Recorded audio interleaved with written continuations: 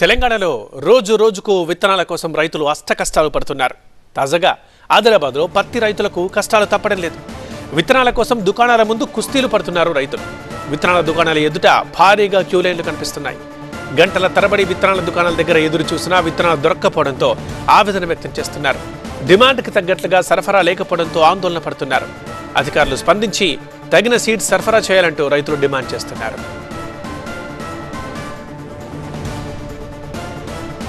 రైతులు ఏమంటున్నారు ఈ సమాచారం మా కరెస్పాండెంట్ నరేష్ అందిస్తారు. నరేష్,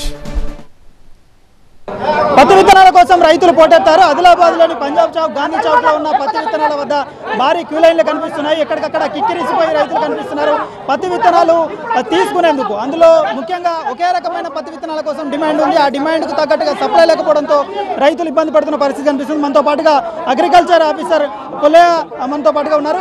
విజిట్ చేస్తున్నారు. ఎక్కడికక్కడ పత్తి రైతులకు సంబంధించి ఇబ్బందులు తెలుసుకున్నారు. ఏ రకమైన పత్తి సీడ్కి సంబంధించి డిమాండ్ ఎక్కువ ఉంది, ప్రతిసారి ఇదే ఈ రకమైన పత్తి విత్తనం కోసం బారులు తీరుతున్న పరిస్థితి కనిపిస్తుంది. అవగాహన ఎట్లా కనిపిస్తున్నారు రైతులకు? సో జిల్లాలో మొత్తం 5,87,000 ఎకరాల సాగులో ఉంది. ఈ సంవత్సరం 4,16,000 ఎకరాలలో పత్తి సాగు చేయడం జరుగుతుంది. దీనికి సంబంధించి ఇప్పటికే మన జిల్లాకు 55 రకాల కంపెనీలకు సంబంధించిన పత్తి విత్తనాలు మనకు జిల్లాకు రావడం జరిగింది. అందులో దగ్గర 8 లక్షల పైగా పత్తి విత్తనాలు మనకు రావడం జరిగింది. మనకు ఒక 10 లక్షల ప్యాకెట్ల అవసరం అయితే ఇప్పటికే మన జిల్లాకు 8 లక్షల ప్యాకెట్ల అవసరం ఉంది. జిల్లాలో ముఖ్యంగా ఒక రాశి కంపెనీకి చెందిన 6 అనే వెరైటీకి ఎక్కువ దిగుబడి వస్తుందనే ఉద్దేశంతో దానికి ఎక్కువ డిమాండ్ ఉన్నది.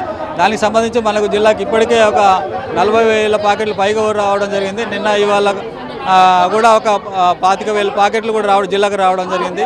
ఈరోజు ఆదిలాబాద్ పట్టణంలో చూస్తే మనకు దగ్గర 50-60 దుకాణాలలో దగ్గర 13-14,000 ప్యాకెట్లు అందుబాటులో రావడం జరిగింది. ఈ రోజు అంతా కూడా డిస్ట్రిబ్యూట్ చేస్తున్నాం. ఇంకా మళ్ళీ 3-4 రోజుల్లో కూడా ఇంకొక 25,000 ప్యాకెట్లు రావడానికి కంపెనీ వాళ్ళు పంపించడానికి ఆస్కారం ఉంది. కాబట్టి వీరు రైతులకు కావాల్సిన ఏదైతే డిమాండ్ విత్తనం ఉన్నదో ఖచ్చితంగా మేము కంపెనీ వాళ్ళతో మాట్లాడుతున్నాము. కలెక్టర్ గారు కూడా మాట్లాడుతూ ఉన్నారు. ముచ్చింతల్లోని స్టాచ్యూ ఆఫ్ ఈక్వాలిటీ ఆధ్యాత్మిక కేంద్రంలో Ilaiyaraaja live in concert Samatha Ilayaragam June 8 సాయంత్రం 6 గంటల నుంచి. Book your tickets on book my show. వీళ్ళకి రకమైన విత్తనంతో పాటు మిగతా రకాలు కూడా ఎన్నో మంచి రకాలు ఉన్నాయి. అవన్నీ కూడా మేము తెప్పించేందుకు ఏర్పాట్లు చేస్తున్నాము. ఇది ఓవరాల్గా అగ్రికల్చర్ ఆఫీసర్ పుల్లయ్య చెప్తున్నది.